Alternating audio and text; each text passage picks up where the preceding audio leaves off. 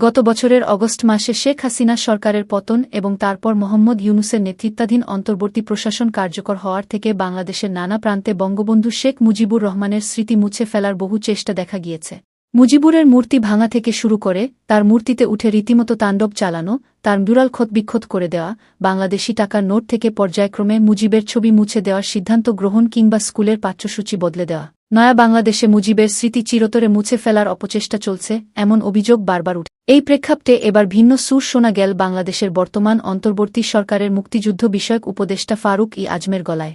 আজ বৃহস্পতিবার ১৭ এপ্রিল ২০২৫ মুজিবনগর স্মৃতি কমপ্লেক্সের সাংবাদিকদের মুখোমুখি হয়ে তিনি জানান, বর্তমান অন্তর্বর্তী প্রশাসনের অন্তত মুজিবনগর সরকারের নাম পরিবর্তন করার কোনো ইচ্ছা নেই।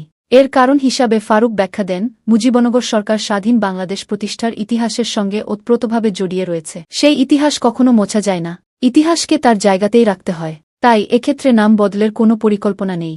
এই প্রসঙ্গে ফারুক বলেন, মুজিবনগর সরকার যখন গঠিত হয় তখন এটি ছিল প্রবাসী অস্থায়ী সরকার। পরবর্তীতে এটির মুজিবনগর সরকার হিসাবে নামকরণ করা হয়। এটি আমাদের বাস্তব ইতিহাস। ইতিহাসের উপর কোনো কিছু আরোপ করা যায় না। ইতিহাস ইতিহাসই। এই সরকারের শপথগ্রহণ দেশের একটি গৌরবোজ্জ্বল অধ্যায়। এটি চিরকাল শ্রদ্ধা ভালোবাসার মধ্য দিয়ে সবার স্মরণ রাখা দরকার।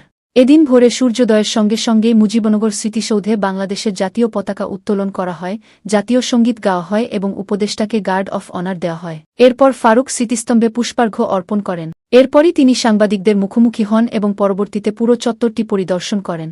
এই চত্বরে যে ভাস্কর্যগুলি নষ্ট করে ফেলা হয়েছে সেই বিষয়ে সাংবাদিকদের প্রশ্নের উত্তরে অন্তর্বর্তী সরকারের এই উপদেষ্টা বলেন, পুরো স্থাপনা আমি ঘুরে দেখ। দ্রুত ভাস্কর্যগুলি স্থাপনের উদ্যোগ নেওয়া হবে। তবে ঐতিহাসিক বস্তুনিষ্ঠতার উপর ভিত্তি করে স্থাপনাগুলি নির্মাণ করা হবে। ভুল কিছু এখানে আরোপিত করা হবে না, সত্যিকার ইতিহাস মোচনও করা হবে না।